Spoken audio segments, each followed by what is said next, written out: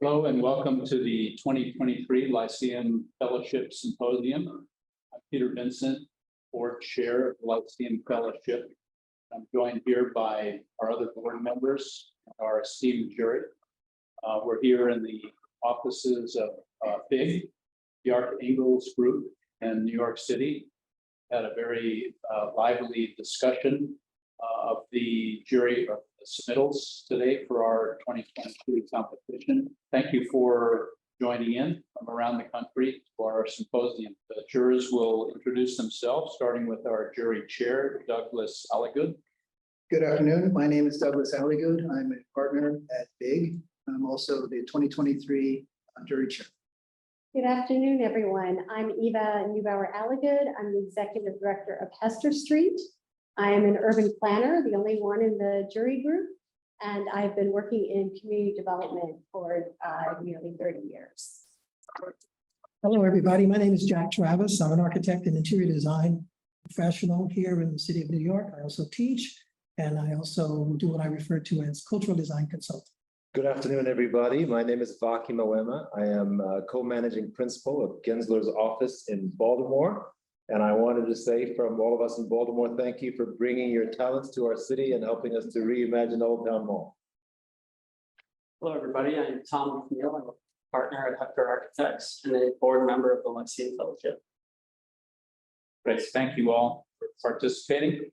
So this year we invited schools of architecture throughout North America, and we had 10 participating schools this year. You can see the list here. Going forward, I would encourage more schools to participate, but it was wonderful to see such a diverse range of schools choosing to send in entries. Lyceum Fellowship was started by our founder, John McKee, in 1985, and with the mission to select talented students of architecture and design and hopefully enrich their lives with benefit of travel. And today we've awarded more than well over $500,000 in travel grants over our 35+ year history. On the right of this slide, you see some photos taken from students over the years of their various travels. It's wonderful to see what the students have done. In many cases, we've learned from these students how the travel has enriched their lives. And in a few cases, we've had some of our earlier student winners actually chair our jury, write programs for us, and are now respected members of the profession. So it's wonderful to see how these students have advanced, how hopefully the Lyceum Fellowship has played a small role. So we give away currently $25,000 a year, free cash prizes, $15,000 for first prize to fund 3 months of travel abroad, $10,000 for second prize for 2 months of travel abroad, and third prize, $5,000 for 1 month of travel abroad. Also, at the discretion of the board, we may give a John McKee Prize, which is a special award awarded on not every year necessarily, but when we determine there is a student that may not have won another award, but was very meritorious or had significant travel plans they submitted as part of their design search. Also, there are a number of merit awards given each year at the discretion of the jury. You'll be seeing those shortly, as well as the 3 main winners. So we had a very interesting program that Doug wrote this year, and Doug will say a few words about that. So this year's design challenge, as I'm sure many of you know, is the Old Town Mall Reimagined. The Old Town Mall is a 16-acre site, 4 blocks long in the heart of Black Butterfly in Baltimore. And it's a challenging site that has vexed urban planners for generations. And what we were thinking is that this would be a great design challenge for architecture students to think beyond the 4 walls of an architectural building and think of how that project engages the public realm and how our work also is driven by community engagement and how communities are impacted by architectural design. So we were looking for submissions that included a process statement about that community engagement. We're also very interested to see how the students responded to the public realm and included that, incorporated their ideas into their design package. We're also looking for just a complete description from analysis of the urban fabric, context, demographics, through the process, through the diagramming of the design ideas, and a description that brings it together into one maybe 8 to 10 page design presentation. And it was really on that basis that we were analyzing all of these wonderful submissions, but we were very impressed across the board with the depth and quality of the submissions, and very proud of everybody who submitted. Great, thanks, Doug. Okay, and with that, Bjarke will announce our merit. All right, thank you very much, Peter. We are very, very excited to announce 7 merit citations this year, and I'm going to speak about these in a number of groupings here. And I'm going to start with not the master's tool, space to grow, and creating a central core. These 3 submissions were outstanding in their deep and sophisticated, considerate research. In particular, their ability to leverage data analytics, their understanding of the social dynamics that have impacted and shaped the city of Baltimore, specifically with regard to race relations. Thirdly, demonstration of the understanding of Baltimore's history, in particular that of the development of industry and development broadly. Also, an understanding of the economic inequities that have plagued the city of Baltimore for years. All of these factors laddering into a very well-considered approach to structuring a community engagement process. Next, congratulations to New Farmland for demonstrating an innovative idea to solve what is clearly a food desert condition in that area of the Old Town Mall. And also a very interesting way to create place while simultaneously creating a self-sustaining environment for education, for health, and for nutrition. Congratulations. Right to Old Town Mall for a very, very pragmatic and implementable approach to self-organized architecture. A plan that can be implemented over time. And this particular submission went further by demonstrating evidence from other cities as to the applicability of this plan. And finally, Old Town Mall Reimagined for its extraordinary and innovative way to see the problem and to put a solution forward by literally folding up the ground plane and making it vertical, creating space from that solution, and providing us a new way to understand not just Old Town Mall, but the city of Baltimore.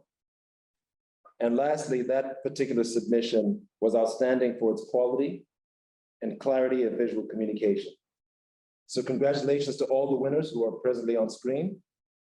And I will pass it on to Douglas. So this will be next will be 3rd prize. Okay, the 3rd prize is awarded to Rukia Bandakwala from Syracuse University. And that is entry number 11470, the Urban Stitch. What we were all impressed with this proposal for a variety of reasons. It starts off primarily with very strong context analysis in terms of the catchment area, the services available within walking distance, green space, bikeability, walkability, traffic analysis. As many of you, I'm sure, know, this site is bounded by a 6-lane road and a 4-lane road, a highway interchange. And these diagrams, this submission did a good job analyzing those conditions and demonstrating how they could impact the potential for the site, potential redevelopment for the site. They also showed a very good height and scale, series of height and scale diagrams to show the relationship of program to street level. And these also reinforce, we believe, the overall goals of stitching the neighborhood back together again through this intervention. We also felt that the design included moments where you're saving the historic facades, but then creating open space that's public space. So it's expanding the public realm into the architectural, into the new architecture, connecting to the street, connecting to the new buildings, which are at the back of the site, which preserve the scale and context of the historic neighborhood, as well as providing iconic and dramatic moments, such as these skylights and the cantilevered overhang that will provide a fantastic view, we believe, of harbor down to Baltimore. This proposal also provides much needed housing, as well as community space. And that for those reasons, we were very pleased to announce that this is the third place award winner. Thanks, Doug. And Jack will introduce our second prize winner.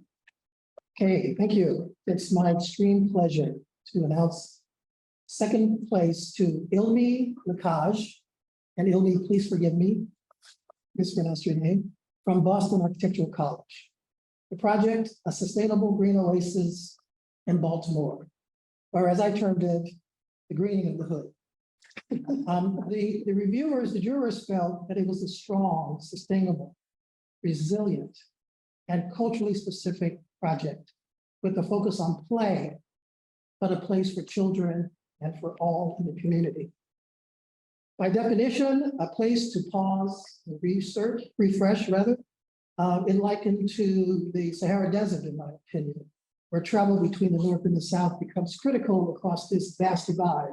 It could be equated then to that community. In terms of the green, it's extremely lush. The trees provide incredible amount of shade. There's so many of them. We think with varied species, this could become a real learning place for children, a place where new worlds, insects, and animals can actually be not only gathered, but learned and studied by the students. The activities connected to youth include the bike paths, which I thought were very nice, the pool area, which was fantastic and very much meant to be interactive, we think. But also it's the ball fields that specifically relate to children of color, the tennis courts, and also the soccer fields. In terms of architecture, the modern forms we thought were humbly expressed and compatible with the textural architecture around the exterior of the project, but within their own formal dynamic, we thought that they exuded a sense of other in a very nice and compelling way. And finally, the natural light, as exhibited in one of your perspectives, we thought was extremely profound and very, very much aesthetically pleasing. And this project supports and suggests a surgical solution for a community that often gets mere Band-Aid in its application of recovery. Thank you. Thanks, Jack. Okay, the moment we've all been waiting for. Now with the drum roll, we will, Eva will announce our first prize. Right, thank you. I'm very pleased to announce that the first prize winner is Michael Fitzpatrick for Bel Air Forest. He's from the University of Manitoba. And I'm pleased to describe what really compelled the entire jury to choose this one as the top prize. First, I'm going to start by describing the way the proposal framed the problem it was solving for. And I think in the previous descriptions and in Doug's summary of the actual project, we know that this site has been harmed by the legacy of public policy and planning that really devastated a once thriving community. And part of the effects of those negative planning policies, which were well laid out in a timeline, as you see here, in terms of how it was thriving at a certain point and then really declined because of the policies. The issue is that both the commerce that was once there, so the market, was literally shut down in 1964 by the city's ban on open air vendors. So that was devastating to this particular community. But also we know that, and the applicant, the proposer here really talked about the fact that many communities of color, and particularly this neighborhood in Baltimore, suffers from a lack of green space and an urban tree canopy. So the solution was all about creating an urban forest to remediate those harms and really improve health and well-being in the community. So as you can see in these photos here, it's really creating a lush environment that also enables the space to be once again used as a market, which we appreciated that this was an attempt to bring back thriving use that had been there before. And another thing that we all noted, and this was very, very difficult part of the problem of this project, is that it's because of the site's isolation, because of highways and other reasons, again, because of the way that this site was developed over time, you really need to create a connection between what's happening in the site and the surrounding community in order to knit those together. And we were very impressed with the idea of using trees and an urban forest concept to create that connection. So in this image here, you see that the applicant really went beyond the site itself to create that solution and that connection to the community. The other thing, and also cited how this project is contributing to the city of Baltimore's goal of creating 40% tree canopy, and also framed reforestation not only as beneficial for the health and well-being of the community, those who use it, but also as a means of creating jobs and education around this method of revitalizing an urban area that's in decline for many decades.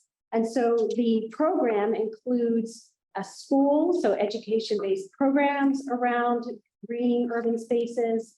Also, it includes a greenhouse, a community kitchen, a farmer's market. It proposed creating space for the existing Baltimore farmer's market, which is, I believe, under a highway, proposes placing it in this beautiful, lush urban environment that's green and really lends itself to that kind of market function.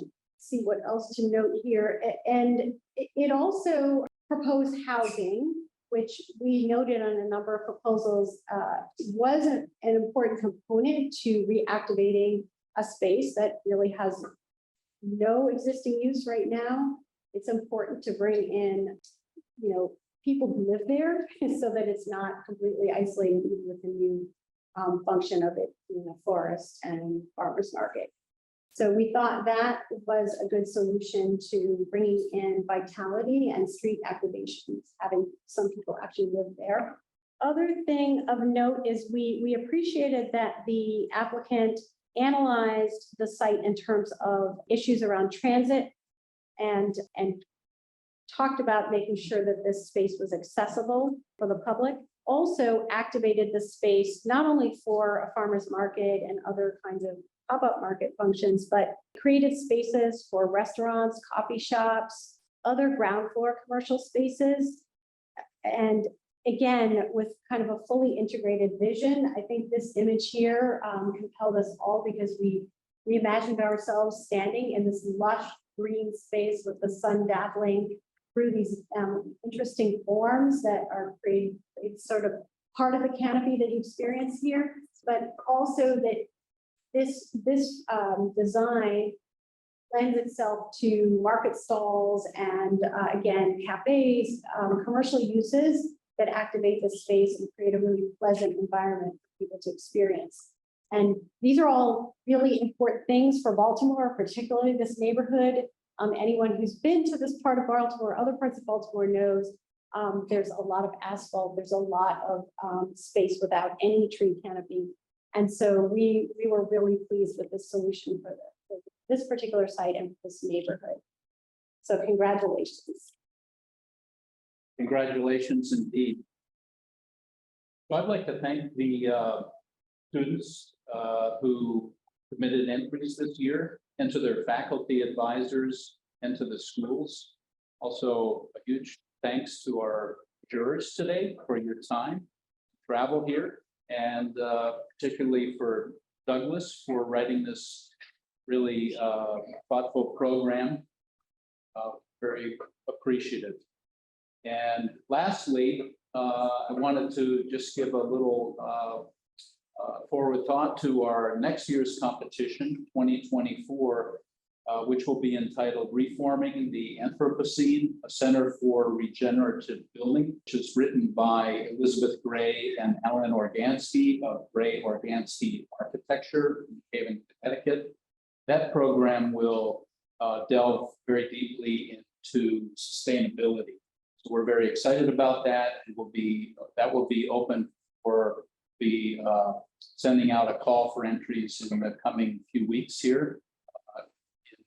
We also announced the winners from this year's competition on our website. So some of you who entered this year may be eligible again to participate. So we would encourage you to do so and let others know about the opportunity for next year's competition. For any faculty members, please keep that in mind as well. Again, we'll have our call for entries coming out so that hopefully by the time the fall semester starts, it could be incorporated into the studio, but it will be open throughout this fall and spring of 2024 with the due date late May. That'll be announced on our website. So again, thank you all and congratulations to our winners. Bye.